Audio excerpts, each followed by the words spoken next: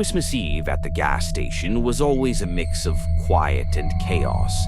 Most people were home, nestled by their fires, sipping hot cocoa, while I was stuck behind the counter of the dimly lit station, surrounded by rows of snacks and drinks. The flickering fluorescent lights cast unsettling shadows, and I couldn't shake the feeling that I was being watched. It was just after midnight when the first customer of the night walked in. A tall man, his face obscured by a thick scarf, pushed through the door. The bell above jingled, but the sound felt off, like a warning. "Just getting gas," he muttered, barely making eye contact as he headed straight for the restroom. I shrugged it off, returning to my phone, scrolling through social media. The silence of the night enveloped me, broken only by the soft hum of the refrigerator and the occasional creak of the old building. Minutes later, the man emerged and my stomach dropped. He looked different, more gaunt, his eyes dark and sunken, as if he hadn't slept in days. I greeted him nervously as he approached the counter. "Fill up pump 2, he said, his voice low and raspy.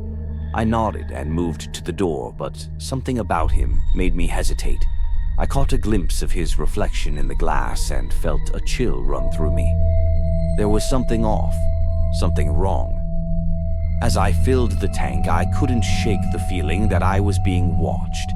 I glanced around the empty lot, the only light coming from the station, casting long shadows on the pavement.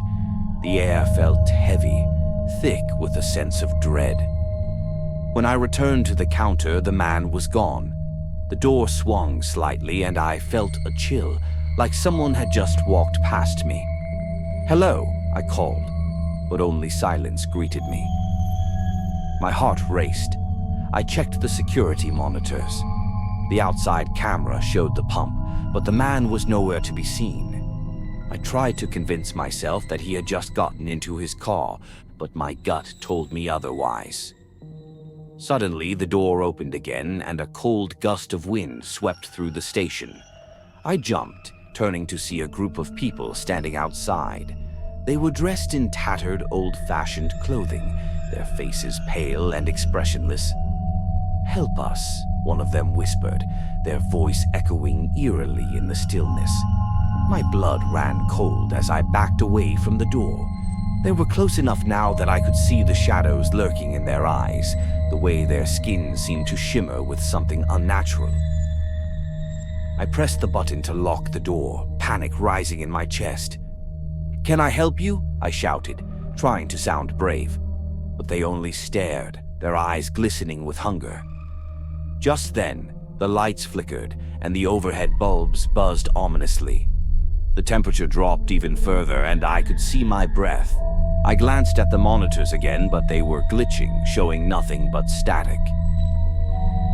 "Let us in," another figure pleaded, its voice dripping with sorrow. I could see now that they were ghostly, their forms flickering like candles in the wind. The reality of the situation sank in. These weren't just lost souls, they were trapped, bound to this place. "Please help us," the first figure said again, stepping closer to the glass. I could see the outline of a child among them, its small face twisted in anguish. My heart ached, but fear paralyzed me. "Go away," I shouted, desperation clawing at my throat.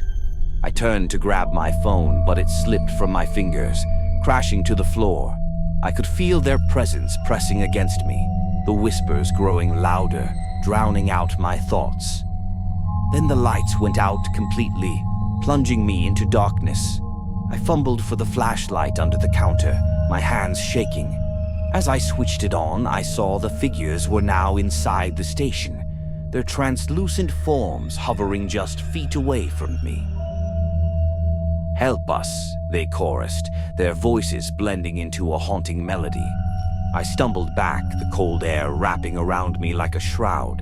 I could see the flickers of their pasts, scenes of despair, pain, and desperation playing out in the shadows around me. My heart raced as I turned to the door, but it wouldn't budge. Panic surged and I banged on it, shouting for help, but the sound only echoed back, mocking me. The figures moved closer, their faces twisting with sorrow and rage. "Join us," they whispered, their hands reaching out. The child stepped forward, tears streaming down its cheeks.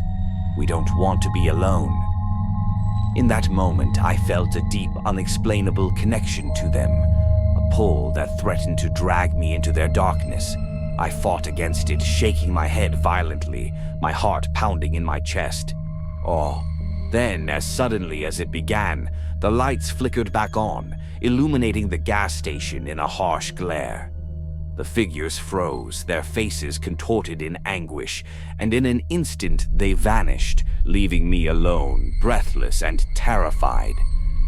I collapsed against the counter, trembling. The door finally clicked open, and I rushed outside, gasping for the cold night air. I looked around, half expecting to see them again, but the lot was empty. That night, as I drove home, I couldn't shake the feeling that I had brushed against something far more terrifying than I could understand. The whispers lingered in my mind, a reminder that the spirits of Christmas past were still wandering, searching for solace, forever trapped between the living and the dead. And I knew as the years passed that the gas station would always be a place where shadows danced and lost souls wandered, waiting for someone to hear their cries.